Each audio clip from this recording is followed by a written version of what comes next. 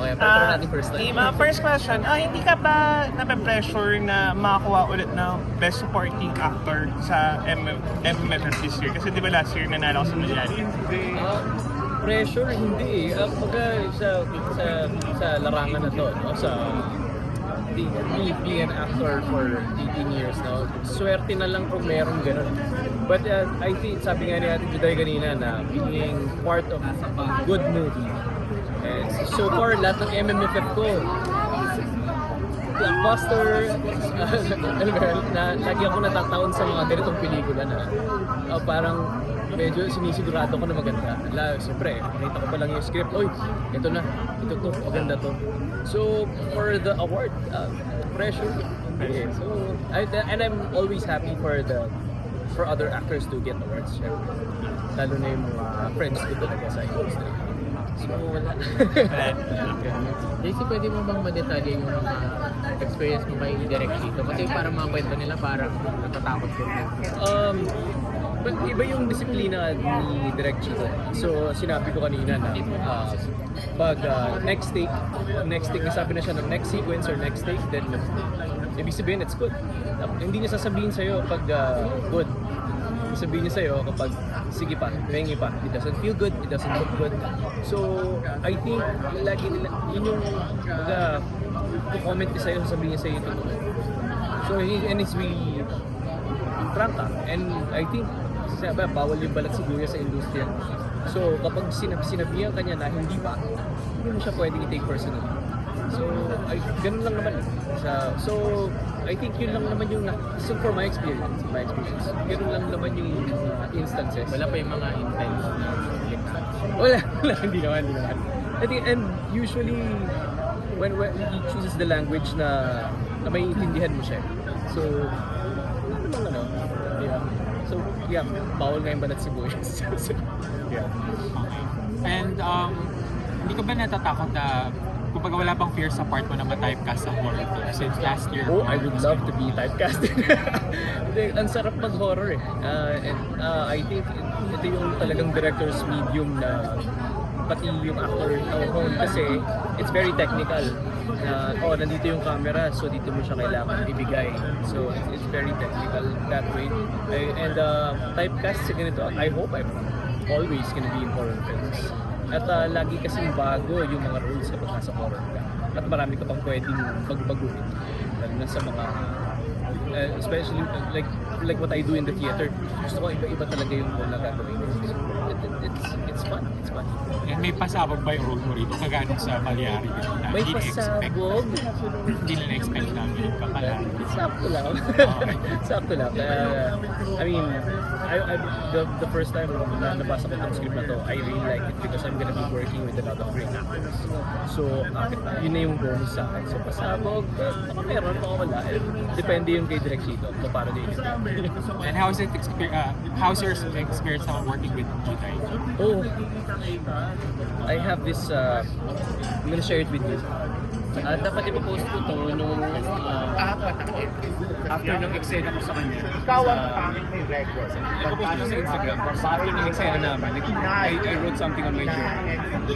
And I said, I don't know if I'm going to get another shot at this. But when I was acting with her, I got to witness the brilliance of Judy Ann Santos. It is something that I will probably carry for the rest of my days. What she gave me was so simple and yet it was effective. For a brief moment, I thought myself watching her while doing a scene. And that is always my cue to quickly snap back to reality. I am such an amateur sometimes.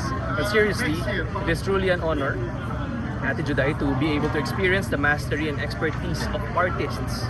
How one can craft pure soul in front of you is always a beautiful thing. It's a huge reminder why I love this work so much. Thank you. JC, madetalye bakit mo siya nasama?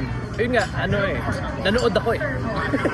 So minsan kasi I'm a big fan of live theater, no? I like watching people act in front of me.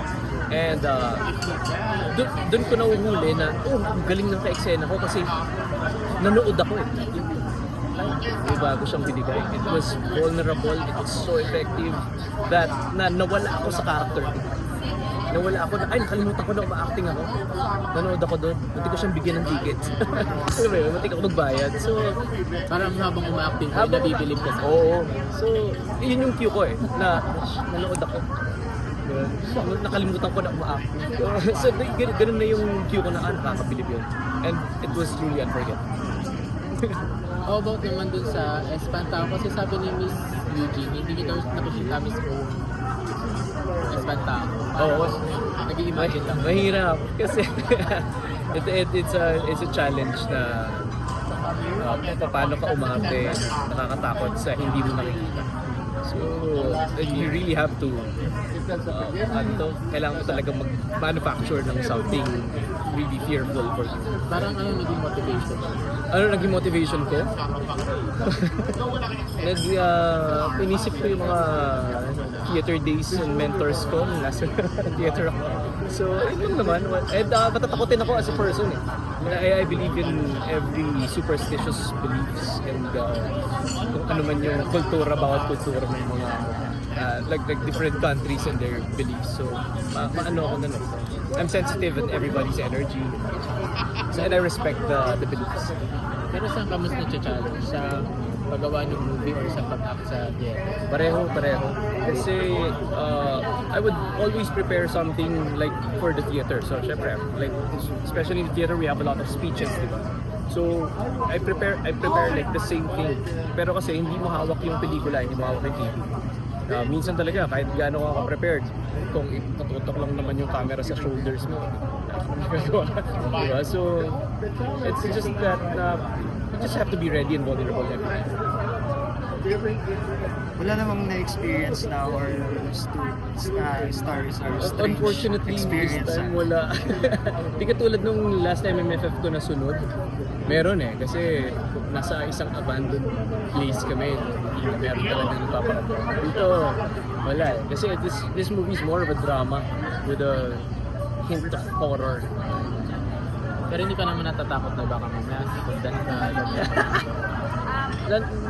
Naniniwala naman ako sa gano'n, pero ang hirap kasi sa multo, hindi mo pwede sipakin eh. so meron mga gano'n. Meron akong mga, may pinapanood ka, di ba, habang lalakad ka. May mga gano'ng moments. So, naniniwala ako, takot ako sa multo. Sinabi rin ni Papa Pito nung Malyari namin, kasi may mga multo kami sa eksena. So, wala, matatakotin ako. Pero ikaw, ano yung mga parang may isa-share ka sa mga Creepiest moments. My lola is from Pampanga, so she believes and she thinks she sees ghosts. So, and dahil doon, lumaki ako sa horror stories na there's parang lagi niyang kinikwento yung babae sa bahay namin.